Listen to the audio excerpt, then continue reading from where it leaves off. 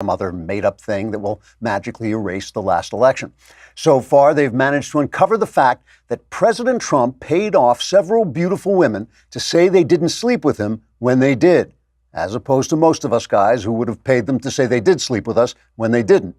Former Washington Post reporter Carl "This is worse than Watergate" Bernstein told reporters, quote, "This is worse than Watergate. For years, Donald Trump flew under the radar, pretending he was a self-effacing, quiet-living family man, when all the while he was actually a billionaire playboy.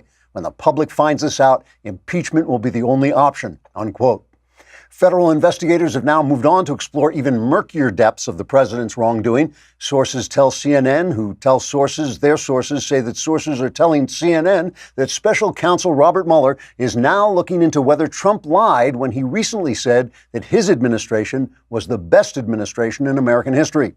According to NBC legal analyst Crackpot McSillyface, since Trump made this statement while an episode of Law & Order was playing on a nearby TV, it would constitute an act of perjury, according to the laws of Grand Fenwick, a country from the hilarious comic novel The Mouse That Roared, and who didn't enjoy that endearing classic. Carl Bernstein issued a statement about the new investigation saying, quote, "This is worse than Watergate. It's all well and good that Trump has reinvigorated the economy, destroyed ISIS, restored our friendship with Israel, and appointed constitutional judges. But once the public finds out that he's engaged in self-aggrandizing hyperbole, impeachment will be the only option," unquote. After that, Bernstein dozed off in his chair, waking only occasionally to cry out, "This is worse than Watergate," making him indistinguishable from the rest of the Democrat Party. Trigger warning, I'm Andrew Klavan, and this is The Andrew Klavan Show. I feel hunky-dunky, life is tickety-boo. Birds are winging, also singing hunky-dunky-doo. Ship-shape, tipsy-topsy, the world is zippity-zing. It's a wonderful day, hurrah, hooray, it makes me want to sing. Oh, hurrah, hooray, oh, hooray, hurrah. So I had a revelation over the weekend. I was thinking back to the Clinton administration. I was remembering, I was out of the country for most of the time, but I remember a lot of the screaming and yelling, the desperate anguish that tore the country apart over his affair with Monica Lewinsky. Remember, and the economy was doing well. And I always thought Clinton, for reasons that didn't all have to do with him, was actually a good domestic president, though a terrible foreign policy president. But he was a solid domestic president, pressed to become a right-winger by Newt Gingrich and the right. And the country was doing really well, and everybody was just ripping each other to shreds over the Monica Lewinsky scandal and the impeachment trial and all this stuff. And then shortly after that, shortly into George W. Bush's administration, 9/11 happened. And there was this genuine, terrible tragedy that shattered, ultimately it shattered everything. It shattered the peace. It destroyed the concept of multiculturalism. It destroyed the age of irony. Remember the age of irony? And finally killed the Reagan boom under this kind of shroud of war, unpaid for war that we went into. And right after 9/11 happened, The Onion ran a funny headline, "Americans long to care about stupid crap again," reflecting back that all that stuff that had been so much turmoil and so much anguish that it was really just stupid crap when you compared it to the real terrible things that can happen in life. And I was thinking, that's exactly what these last 2 years have been like. These last 2 years have been terrific years for America. The economy has been good. Employment has ramped up. The whole manufacturing base has come back through Trump's administrations. The administration of the government has been less, what's the word I want? Well, it's been more legal, more constitutional than it was under Obama. Obama's foreign ideas and his leftist governance has passed away, and whatever was left of his legacy has been erased. Been really 2 good years, and all this anguish and all this craziness has really just been stupid crap. And if a tragedy, God forbid, happened to this country, the first thing we would think is, I long to care about that stupid crap again.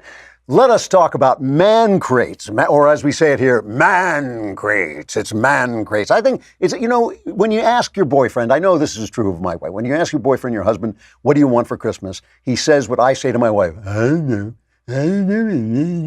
That's the way guys think about the things. We don't really know what we want, but you can not go wrong if you get him a gift from Man Crates. Man Crates bring you wonderful gifts in a wooden crate that has to be pried open with a crowbar. So let me tell you, your guy's not going to care what's in the crate as long as he gets to pry open a crate with a crowbar. That's what we want. But inside they have great crates like the knife making kit and the Grillmaster crate. I have that. I love the Grillmaster crate, and I especially love the Whiskey Appreciation crate, which I also have.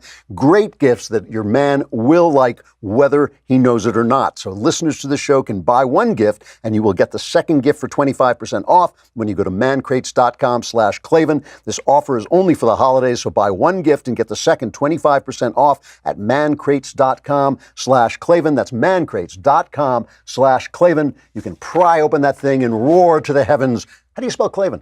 It's Klavan. So the end of the year is coming. The Klavanless Christmas is coming. Now, the Klavanless Christmas isn't so bad because you get Jesus. If you don't have Jesus, you're just screwed. You don't have Jesus or me, you're just screwed. But you can get by without me if you have some Jesus for your Christmas. And, I thought I was taking a look back at the year and what I thought of the year. And I really did think, like all this time, it's been all this craziness. Oh, did Trump pay off to bimbos? Does not? Yes, that's the answer. Yes, he did. He did it. And we can now move on and try and solve the problems of the country. And I was just thinking, these really have been good years. For me, the peak of the Trump administration was the Kavanaugh confirmation. It was a beautiful, beautiful thing to see Republicans stand up to a genuine wave of anti-due process, anti-fair, anti-male, anti-truth hysteria that was so well organized and so general among the press. You now forget how every single press outlet, except for Fox, obviously, was on this bandwagon of, oh my goodness, Brett Kavanaugh has to be stopped. And of course, they never cared whether Christine Blasey Ford was molested in high school. They never cared about that. It was never about that. It was just stopping a conservative justice. That's all it was about. But it was enough, especially to play on the hearts and minds of women. Women, are the Democrats' prime target with this stuff. And their people were screaming. And the New York Times, if the editors at the New York Times during this period of Kavanaugh hysteria had just gone out into a cow pasture and stuck their heads in a paddy, they would have stunk less than they stunk putting out article after article about how, I was raped and therefore Kavanaugh is guilty, which is insane. And yet the Republicans stood up to them, won the day, and actually the voters seemed to agree with that. And the voters seemed to say, yes, this was wrong, this was hysteria, and we want our due process. We do believe in innocent until proved guilty. It was a beautiful, beautiful thing, and I don't think it would have happened necessarily without Donald Trump. So now, here come the Democrats. The Democrats are on their way, and so we can say goodbye to a lot of whatever was going to get accomplished. They didn't get a lot accomplished, but they did some stuff in Congress. And that you can pretty much say goodbye to it. Now we're going to talk about the wall. This is the new thing right now. Is the government going to shut down over the wall? I doubt it, but no one knows. That's what they're arguing about. And at the heart of this argument now has come the death of this 7-year-old girl. I talked about it last week. She was from Guatemala. She came over with one of these horrible coyotes. They dropped her and like 160 people, her and her dad and 160 people in New Mexico in the middle of nowhere, in the middle of the night. And the border guys, all they have is one bus. They brought the bus. The first load of people they brought back was I think unattended minors. So it was just kids went in the first bus, and then they came back and they put this girl in the second bus. They said to the father, is she okay? She was okay. She wasn't exhibiting any signs of the fact that she was actually dehydrated. She got on the bus. They're driving back on the bus and she starts to have problems breathing. They radio ahead to get EMT. They flew her to hospital for help. They revived her several times and she died. And obviously just an absolutely heartbreaking story, not the sort of thing, look, there are children dying all over the country, children dying all over the world. We focus on this one because this is what the news media is interested in, but that doesn't stop it from being a tragedy. It doesn't stop it from being a terrible thing. And of course, the news media immediately went into blame Trump mode, blame the administration mode. And you always have to ask underneath this, well, what do you want? In the same way you had to ask about Kavanaugh. You don't really care about Blasey Ford, so what do you want? You want to stop Kavanaugh. In this, what do you want? Do you want open borders? Is that really what you want? Do you really want the floodgates to be open and our local people to have to vie for jobs with people who just wandered in? Do you really not want there to be an immigration system? So, of course, it was all blame the administration. NBC immediately reported fake news. She didn't receive medical help. She did. She got medical help right away. These guys save thousands of lives. Our border guys save thousands of lives every year, and it is not their fault that people are coming over and doing this. Politico said a lot of people use the headline, administration refuses responsibility for the death of 7-year-old, of course, implying that they had some responsibility for the death of the 7-year-old. And then, of course, we got the Democrats. Here is Representative Norma Torres. She had this subtle take on the issue. They murdered this child. They did that. They murdered the 18-month-old little girl that died a few days after they released her back in June, and they murdered many other children, and they're separating families, and they must be held accountable. So that's basically the take we're going to be hearing from the Democrats. As the Democrats come into office, as they come into majority in the House, we're going to be hearing anything that happens, any tragic thing that happens at the border. Obviously, Trump's fault. And again, what do they want? Do they want open borders? Is that what they want? They say they don't. But do they? Why are they making that kind of fuss? Wait till you hear who told the truth about this. Wait till you hear this, because it's amazing. But first, let's talk about Grove Collaborative, because the holidays are coming. People are going to be coming into your house, not into my house, because I just stand outside with a shotgun and say, no one is coming into my house. But into your house, they will be coming. They make a mess. They make things stink. But you can get some house cleaning, natural house cleaning material from Grove Collaborative, Mrs. Meyer's Holiday Scents. And I've got some of these, and I smelled them, and they really do smell terrific. You can get, when you get the holiday set with your first order of $20, you'll also get Mrs. Meyer's Holiday Hand Soap, Mrs. Meyer's Holiday Dish Soap, Mrs. Meyer's Holiday Multi-Surface Spray, Grove Collaborative Red Cleaning Caddy, Grove Collaborative Walnut Scrubber Sponges. Plus, if you spend $39, you'll also receive a free Grove stoneware tray to beautifully display your new holiday soaps. All this stuff, all natural, smells really great. Shop Grove before this exclusive holiday offer runs out. This stuff will be all gone come after the holidays, but for a limited period of time, my listeners who sign up get amazing free Mrs. Meyer's holiday product, a free 60-day VIP membership, and a surprise bonus gift just for you when you sign up and place an order of $20 or more. Check out Grove and our special offer at grove.co/Klavan. That's grove.co, not com, co/Klavan. And I know you know how to spell CO, but how do you spell Klavan? It's Klavan. No E's in Klavan. I just make it look easy. Who do you think told the truth about this? Guess. And you know what? It wasn't on the right, because on the right, we sometimes get into this position where we say, it's the fault of this father for bringing his child over. We don't know what the guy's situation is. We don't know what that guy's situation is. Who told the truth? Chris Cuomo. And I go after Chris Cuomo a lot, and I lump him together with Don Lemon, which after this actually changed my mind about the guy. Don Lemon has never said anything like this. He has never. Don Lemon, as far as I can tell, if they just put up one of those test patterns, you would get just as much intelligent commentary as you get from Don Lemon. Chris Cuomo, some light went on, and I'm not even going to run the guy down. I'm not even going to make jokes about it, because what he said was true for both sides, and it was true addressing both sides. Here is what he said about the death of the 7-year-old girl. Don't demonize people working on the border with false allegations. Don't demonize those desperate enough to do something like this father did for his daughter from Guatemala. Walls matter. But this stare down between the president and the Democrats is a deadly distraction. It's not a single issue problem. We're not a wall away from safety. This system is killing people. The rules allow a flow that the agencies cannot handle. There is desperation on both sides of this. Change is a must.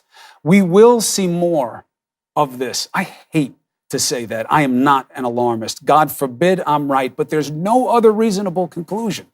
If you can't accommodate the flow and people are desperate enough to come any way they can, you're going to have more extreme situations. We can do better.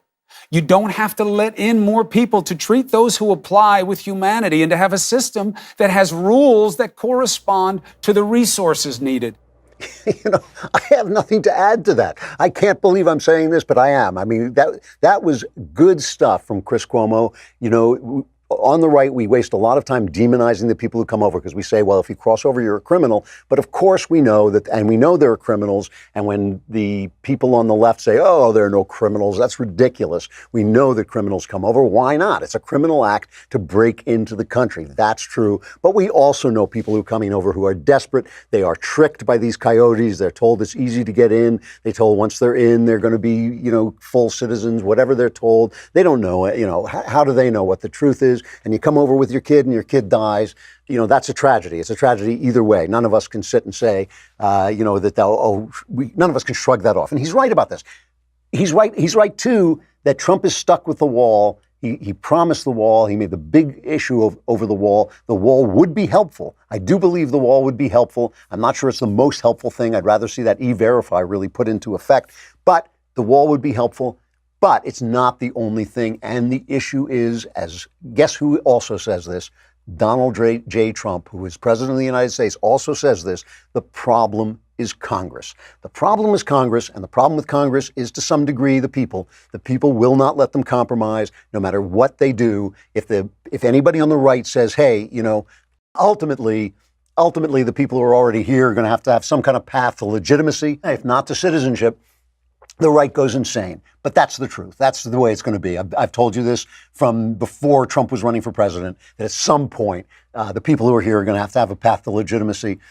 And if anybody on the left says, oh, you know what, we actually do need security, and here is what it looks like, and here's what we're going to do. I mean, we heard Chuck Schumer in that meeting in that argument with Trump say, we're offering you the same thing as last time. I mean, if it was good last time, but of course it wasn't good last time. So they're cowardly, they're mealy-mouthed, they're lying about what they want, and Chuck Schumer's waving his pen around and saying, we let King Donald make a law. What do you expect? You don't expect us to make laws. We're just legislators, you know. When you have Chuck Schumer saying that, that's a problem too. Chris Cuomo was absolutely right. You know, Stephen Miller, who I always admire, I think the guy gets hit a lot because he's kind of a wonk. He's kind of super wonk. But and they make fun of his hair. You know, when they're making fun of your hair, you know that you're on the right track. But he was on Face the Nation with what's her name, Margaret Brennan, and she is basically trying to load the fault on the Trump administration, and he's taking the partisan tack. But the partisan tack is also true. Play the first cut of this. Who bears responsibility for her death? Our hearts break for the tragic death of the 7-year-old girl.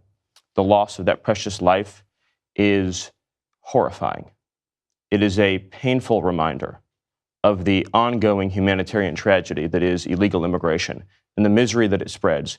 A coyote dropped off 163 migrants in an extremely remote section of New Mexico. Those individuals were found by Border Patrol, who, many cases, act as first responders. In fact, Border Patrol saves about 4,000 lives every single year. Unfortunately, hundreds die on the dangerous trek up. Smuggling organizations profit off death and misery. They are vicious, vile organizations. And so she now asks him, this is cut number 3, she asks him, is there going to be a shutdown over the wall? Everybody's obsessed about the shutdown over the wall. To me, the entire issue, if you're going to shut down the government over that, is so political. It's so much for show. What are you going to get there? There's $5 billion at stake, which in our government at this point is chump change, I'm afraid to say. What's going to happen? Are they going to shut down the wall and get $3 billion? I mean, I think it's going to cost so much more than that to get the wall going. Trump is just looking for a win on this. Obviously, the Democrats cannot give it to him, so it's an impasse. It's an impasse, and so it's really just show. But here's his response. Just to put it on the record. I want to get to this question of the border wall, which I know you're a huge advocate for. We are about 5 days from potential government shutdown, and Republican leadership says there's no plan. What is the president's plan, and will he shut it down to get this $5 billion in border wall funding? We're going to do whatever is necessary to build the border wall to stop this ongoing crisis of illegal immigration. And that means this is a very, if it comes to it, Absolutely. This is a very fundamental issue. At stake is the question of whether or not the United States remains a sovereign country, whether or not we can establish and enforce rules for entrance into our country. The Democrat Party has a simple choice. They can either choose to fight for America's working class or to promote illegal immigration. You can't do both. Is there wiggle room on that $5 billion?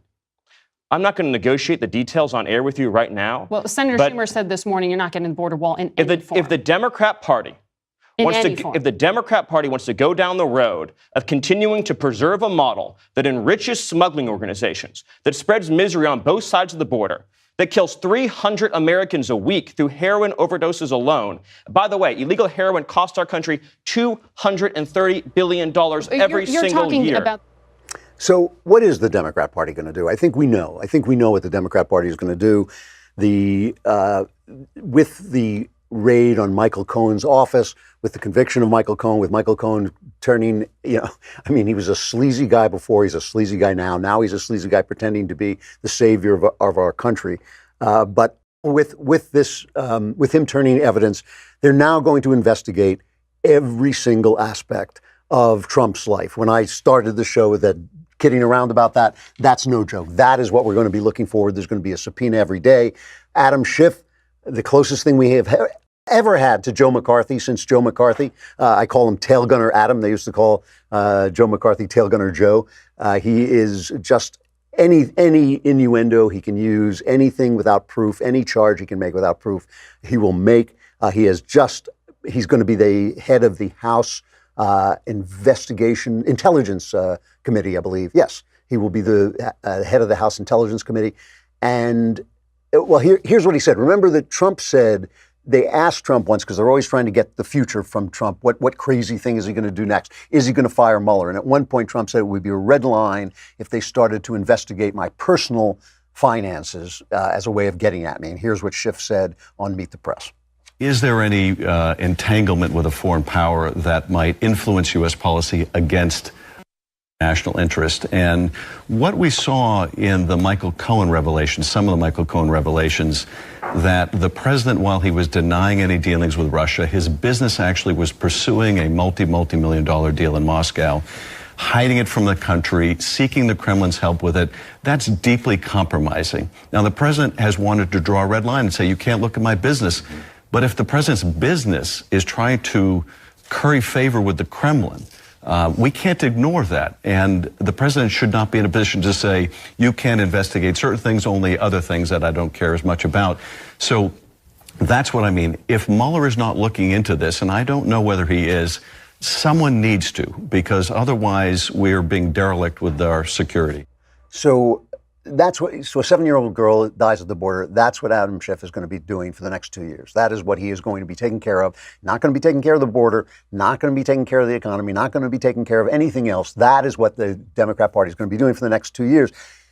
And from the president, I got to say, I have just said that under his administration, we have had two of the best years that I can remember, certainly politically, economically. It's been 2 great years. But he sent out a tweet. I got to score him on this. It's so stupid over the weekend. On Saturday Night Live, they did a skit, It's a Wonderful Life. They stole this. I don't know if they did it intentionally, but Hugh Laurie from House, he had a show when I lived in England called A Bit of Fry and Laurie, and they did one of the funniest skits I've ever seen against Rupert Murdoch. It was It's a Wonderful Life, and the idea was what would happen if Rupert Murdoch never was born and everything would be great. And it was this attack on Rupert Murdoch. It was hilarious, and so they stole that and did it about Donald Trump. So Trump tweets, a real scandal, he says, a real scandal is the one-sided coverage hour by hour of networks like NBC and Democrat spin machines like Saturday Night Live. It is all nothing less than unfair news coverage and Dem commercials. Should be tested in courts, can't be legal, only defame and belittle collusion. This is what he sends out. Now, listen, to me, one of the greatest things about Donald Trump has been his attacks on the press, okay? I think the press needs to be pummeled because we can't touch them because of the First Amendment, and we should not touch them. The First Amendment only, guarantees that we don't touch them, but their rights come from God. Our right to freedom of the press comes from God. It is protected by the Constitution and by the First Amendment, but it comes from God. There's no way that we should lay hands on the press, but that doesn't mean they shouldn't be slapped silly until they decide to reform themselves and tell both sides of the story. He's right about that. But the idea that the president is sitting around and worrying about unfunny Saturday Night Live, a place with absolutely zero cultural resonance at this point. I mean, who cares? It's like the New York Times every day they say the late night comedians are saying this. And I think, let me guess, they're against Donald Trump. Because I know that comedy is cutting edge. I know the comedy on late night is cutting edge. So it's hard to guess, but I think I'm just going to take a flyer here that they don't like Donald Trump. So who cares what they say? And the idea that the president, that they get under his skin is unnerving. So that's what we can look forward to for the next 2 years is Adam Schiff, tail gunner Adam, going after every little stupid thing that he can find and slowing the government down and trying to slow Trump down. And Trump letting it get to him, letting it get under his skin. He shouldn't do it. He should ignore it. But listen, we've had 2 great years. That is not chump change. Most presidencies end after 6 months. Most presidencies do what they do in the first 6 months. We have had 2 really good years, and there will still be judges coming because we have the Senate and Ruth Bader Ginsburg forever. Not wishing her ill. I'm not, but no, we all go. And so there's more to come. Hey, listen, what's his name? What's that guy's name? The funny looking guy? Knowles. Knowles isn't here today. So I wanted to get somebody who, instead of, Knowles, playing a cultural correspondent, I wanted to get somebody who really knows something about the culture, namely me. And I have some really interesting cultural news to put forward, and we'll get to that in a minute, but I got to say goodbye to Facebook and YouTube. This is the time for you to come to dailywire.com and subscribe. It costs a lousy $10 a month. What are you doing with that $10? I don't even want to know. I don't want to know what you're doing with the $10. It's probably disgusting. You could be giving it to us, and then we could do disgusting things with it. Or you could give us $100. We'll give you a subscription for the entire year, plus the Leftist Tears Tumblr. You can see Another Kingdom. If you have not seen Another Kingdom, see Another Kingdom, or listen to it on one of the podcast stations. Season 2 is spectacular, and it's now there in full. You can binge it. You get so much with a subscription. No reason to hold on to that lousy, filthy money it's just degrading you, folks. It is. Come on over to dailywire.com.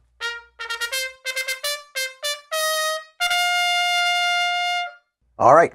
I have a lot of cultural stuff I want to talk about, but I want to start with something about an institution that's actually near and dear to me, which has done something terribly, terribly wrong. It has committed a breach of justice. The Mystery Writers of America, where they give the Edgar Awards for Best Crime Writing. I've been nominated for it 5 times. I've won a couple of them. They're an organization largely of lovely people, but they did something truly wrong.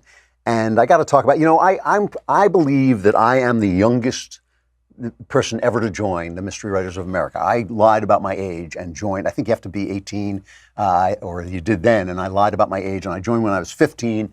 And my major memory of that period of the time, because I think I let my membership lapse and then came back and joined legally, but my major memory of belonging to the Mystery Writers of America at 15 was I went into New York to a cocktail party, which was very sophisticated for me, at Mystery Writers of America. And mostly it was, in those days, it became a much bigger organization over time, but in those days it was mostly old ladies who did write mysteries. And I went to a cocktail party in Manhattan, and this elderly gay guy, I call him elderly, he was probably 50, but to me, I was 15, started to chase me around the room. He tried to pick me up, and I said to him, even at 15, I was cool.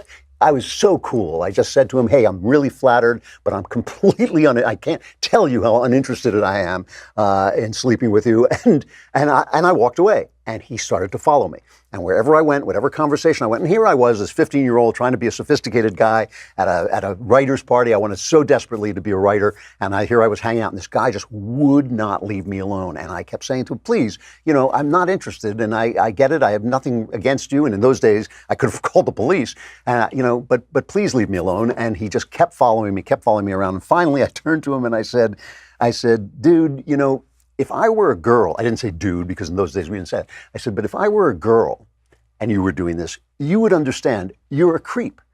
But I'm not a girl, and because I'm not a girl, I'm going to knock you into the middle of next week if you don't get the hell away from me. And that finally chased him away, and he left. So I didn't get screwed by the Mystery Writers of America, but somebody did. Linda Fairstein. Linda Fairstein was an intrepid prosecutor, Manhattan prosecutor. She specialized in rape cases. She was a very brave spokeswoman, sometimes saying, listen, you got to understand that some of the people who come in and say they've been raped haven't been raped. You can't believe all women. But she prosecuted rape fearlessly. And she, from 1976 to 2002, and I'm reading this from a City Journal piece by Paul Hawthorne, but I know a lot of this stuff anyway, but I just want to make sure I get the facts right. Linda Fairstein headed the Sex Crimes Prosecution Office under Robert Morgenthau, the Manhattan DA, and she wrote a book on sexual violence, Our War Against Rape, and she became a mystery writer, and she wrote mysteries based on her knowledge of being a prosecutor. And last month, the Mystery Writers of America named her a Grand Master, which is the highest honor of the organization, and they gave her the Grand Master Award. And she started to get attacked because she was a prosecutor during the Central Park Jogger case in 1989. Now, the Central Park Jogger case was an atrocity. A group of kids went out, beat up several people in Central Park, raped and beat this woman into insensibility, and they were largely black, and she was white. Her name. Let's see if I have her name. Her name was Tricia Melly, and she was just brutally injured. And several of these kids were sent to prison for it. And at the time, it was said this was a gang attack, right? It was a gang attack. And at the time, the jury knew that the DNA did not match the people who were being convicted, but it was a gang attack. They didn't say that they had personally raped her. But later they were released because it was shown that the DNA was attached to somebody else, and somebody else confessed to being the guy who actually did the rape on this woman. But to me, it is an open question. These guys have sued, and the city settled with them for millions of dollars. They made out like bandits, basically. But there were other people who were 6 men who were viciously attacked in the park that night, and these guys admitted to doing it. They admitted to doing it. So people at the LA Times, Steve Cha, a Korean-American writer and editor of the crime section of the Los Angeles Review of Books, wrote in the Los Angeles Times, Fairstein shouldn't be the toast of a black tie literary gala. She should be notorious. She was personally involved in securing the false confessions that formed the prosecution's entire case, fueled by racist tensions and racist rhetoric. I remember this case. There was no racist rhetoric except on the left, except the left claiming that this was a problem. He compared them to the Scottsboro Boys, the Central Park Five. It was 5 juveniles convicted, and they started this big furor about this, and they took away Linda Fairstein's award. Absolutely disgusting. My friend and heroic editor, Otto Penzler, wrote them a furious letter. Otto runs the Mysterious Bookshop in New York. If you're ever in downtown New York, you should go and see it. It's one of the great bookstores in the country. And he just told them, he says, I've been a proud member of the MWA. He too has won an Edgar Award. I've been a proud member of the MWA for more years than many of you have been alive. There's a letter he wrote to them, but that pride no longer pertains. I am ashamed of you and of the organization for taking such a cowardly stance. For many years, I've welcomed the celebration of the incoming board with a party at the Mysterious Bookshop. That board does not deserve a celebration of any kind, and it would be hypocritical of me to host one. You are no longer welcome in my bookshop. This is coming from a guy who makes his living publishing and selling mystery stories, and he has the guts to go up. This is the kind of guts we need in the culture. This is an attempt that what there really is doing culture while conservative. That is what is being penalized here. They do not want the narrative to be given over to the right at all. Why? Remember, we started out talking about the Kavanaugh hearing and what a triumph that was for justice, what a triumph it was for fairness and due process, and what a triumph it was over hysteria. And so we feel, oh, we won. We've won that. But think about this, and I've mentioned this before, but it's worth mentioning again. Think about Clarence Thomas. Think about the fact this man who grows up speaking a Cajun dialect, he's a descendant of slaves, comes from a single-parent household, makes his way to Yale, makes his way onto the Supreme Court, is a tremendous Supreme Court justice, has been constantly degraded by the left in racist terms as being sort of the follower of Antonin Scalia, which wasn't true. He was to the right of Antonin Scalia, and there were times when Scalia followed his lead and not the other way around. I remember a liberal friend of mine saying to me, unbelievably saying to me, he was the shoeshine boy of Scalia. I mean, something, this is the way the left actually talks about black people. Here's this brilliant jurist.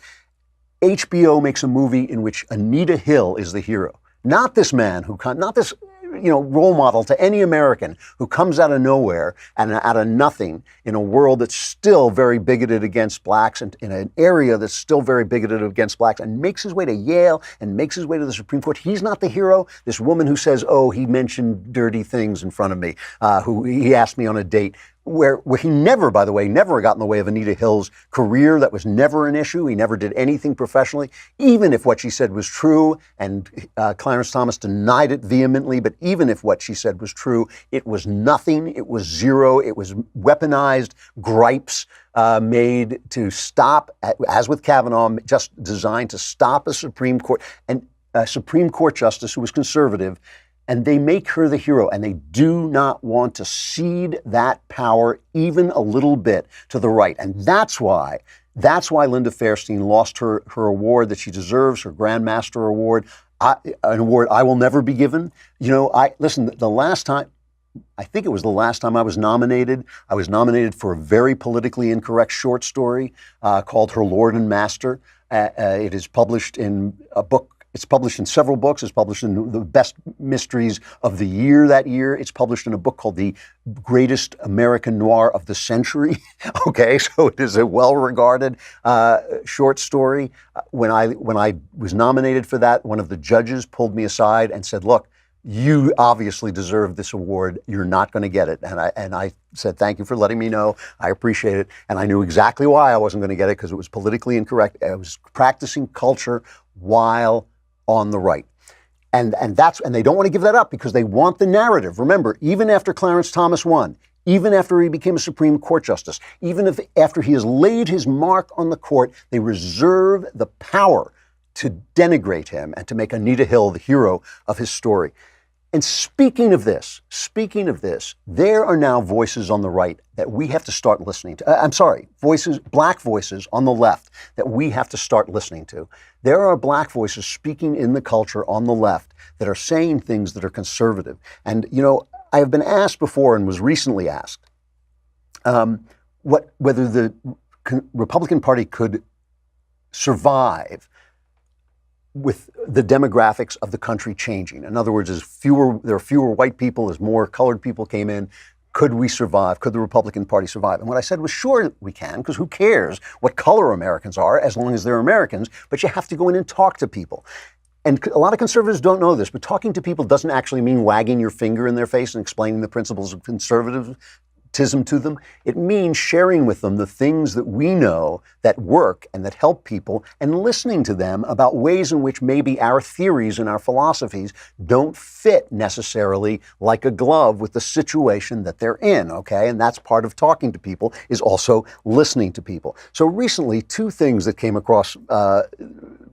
to my attention over the weekend that really got to me. One was Nick Cannon, an actor and comedian who talked about Kevin Hart being banned from the Oscars, being forced to quit the Oscars, a job that Kevin Hart wanted. Like Clarence Thomas, not comparing the two, but like Clarence Thomas, came from a very tough upbringing. His father, a criminal cocaine addict, and he worked his way into show business, very difficult to do, became a star in show business, got his dream job, had to give it up because of something he said about gay people. Now, a lot of this, you will notice, a lot of stuff that's happening is gay people attacking black people. Why? Because it's not, when I say gay people, I mean gay activists. There are plenty of gay conservatives, and gay people in my experience, are naturally conservative in a lot of ways. But these are gay people who want to stop black people from drifting in any way, becoming in any way conservative. And why is this a problem? Well, listen to what Cannon says about what happened to Kevin Hart. Let's play cut number 5. It's a little reminiscent of McCarthyism when you think about at times like this where everyone's just scared to move, scared to speak. And I'm not. I'm very unafraid. I'm very fearless when it comes to this. So, and go on. He goes on in cut 6. He and I are both from the schools of the Richard Pryors, of the George Carlins, of the Robin Williams, these people that were allowed to say whatever they wanted to say, because the job of a comedian is to hold the mirror up to society and say, look. I believe all those people I retweeted have done that in the past. I believe Kevin has done that. I believe I do that. What I believe, though, is that we have to be very careful with our power, because we all come from communities that have experienced great pain. Sure. And when we start to compare our pain, that's the wrong thing. We're just doing it for a victory. We're looking for progress here. And I believe that this conversation needs to be had. But I need this conversation to happen in an open base where no one's afraid to say how they ultimately feel, so we can grow from these experiences, opposed to talking about it in quiet, talking about it in our private sectors, and then we come and then we want to be politically correct. That's my problem. Okay. I have a problem with the politically correct aspect. Okay, so everything this guy is saying, I agree with. Now, he probably thinks I'm the bad guy, right? He thinks, oh my gosh, an old white male, conservative Republican. And yet, here we have common ground. We want free speech. The people that he's comparing himself to, just look, an artist is an artist first. And, you can't, being an artist, I am an artist, and I'm going to tell you, it is like your skin, it's like your lungs, it's like your breath. It's like when people ask you, would you rather have a happy romantic relationship, or would you rather be happy in your work? If you're an artist, saying you're not happy in your work or you're not doing your work is like saying you have no lungs. It's like saying you have no heart, no blood, you're dead. And so the guys he's comparing himself to, the Robin Williams and the Richard Pryors, he doesn't care what color they are. They're his color. They're comedian colored. They're comedian colored. And if you're committed to being a comedian, you're committed to being an artist, you're going to be committed to free speech. And that is one of the linchpins of conservatism and one of the linchpins of keeping conservatism alive in a corporate world, where all the powerful corporations, the Twitters, the Facebooks, the NBCs are standing against you. I saw this again in a movie I watched, the Equalizer 2 with Denzel Washington. And I saw the first one of these, and I didn't like, I loved the first half hour of the first one, and then it got kind of sadistic in its violence, and he was in like a Home Depot and using all these kind of DIY, do-it-yourself tools to kill people, and I thought, just shoot him, I don't want to see a nail gun. I don't want to see a guy riddled with a nail gun. I love action films, but it just got a little too much for me.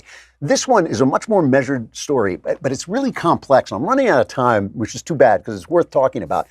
It's filled with identity politics stuff. The Equalizer is this guy invented, I believe, by my pal Joel Cerno, who did 24. The Equalizer is a guy who is a CIA assassin who now goes around just helping ordinary people. And it starts out with him going to Turkey to get back from a abusive Muslim guy, to get back a child that he stole. But in everything he does, there's an aura of identity politics. So he helps an old Jewish guy who's been separated from his sister in the Holocaust. He helps a Muslim woman who has suffered from vandalism. He helps a black guy a black kid who's being sucked into the gangs. So it's like everybody has a sort of a problem that is according to their race. Like, it's like Jewish people have never had any other problems but the Holocaust or anti-Semitism, but everybody has a problem with his race. So there's identity politics in it. But the values in the picture are incredibly conservative. He's a Marine, he's a patriot, he believes in good and evil, he talks about manhood throughout, almost his first line as he says, I'm looking for a man, an abusive man, and therefore not a real man. So he talks about what real manhood is, he talks about responsibility, personal responsibility. All of these things. And when he pulls, and in it, he's selling Ta-Nehisi Coates. They plug Ta-Nehisi Coates' books. And I don't like Ta-Nehisi Coates because I feel he's a grievance guy. He thinks that the past can be restored. He thinks that giving money to people to pay them back for money they didn't get because of bigotry is going to work. That's an absurd notion. That never works. But okay, I'll listen. If there's something black people find in Ta-Nehisi Coates that I don't see, I'll listen to that. Because listen to this speech he makes to this young kid after he pulls him out of a gangland situation. Listen to what he tells him. What do you see when you look at me? Tell me. You better give me a right answer to what you see when you look at me. Killer, what you see, yummy? You don't know. Oh no. Man ain't spelled G-U-N, son. You got a choice. You got talent. You got a chance, and I want to hear about your environment, what your mama didn't give you, and the white man won't give you no shot. You got a chance. Use it while you're still alive. You don't know what death is. You have no idea what death is. If that's not conservatism in a nutshell, you don't know what death is. Use your talent while alive. Don't worry about what the white man won't give you. Don't worry about what your environment and what your mama wouldn't do for you. I mean, is there anything in that? Is there anything in that we disagree with? Now, Denzel is a Christian, I know, but I also know he's a liberal. and yet, where do you get that message? You never get that message from the left. It is all about the game is rigged. You've got no chance. You've got to right the wrongs of the world. The wrongs of the world will never go away. They're never going away. They can get better. You can do work to right the wrongs of the world. But if you've got talent and you've got a chance, you do it just what he said. These voices are our voices. These voices are our voices. I'm an old white guy telling you that voice speaks for me. What the comedian Nick Cannon was saying, that speaks for me. That is our voice. If we can't talk to those people and listen to those people who are saying these things, then we have no future. Then we have no future. But the culture is speaking. The culture is speaking in spite of every effort on the left to shut it down. It is saying conservative things. We need to hear those things. We need to answer them. We need to listen to the people saying, because they're going to say things that don't fit in with our philosophies, and we need to shape our philosophies to fit them and help them. That can be done. All that can be done. But as long as we do that, we have hope. If we act like stupid conservatives, not paying attention to the culture and just paying attention to the next congressional election, we'll blow it all. We will blow it all. Hey, I haven't got time for our crappy culture. I am out of time, but I'll be back tomorrow. So be here then. I'm Andrew Klavan. This is The Andrew Klavan Show.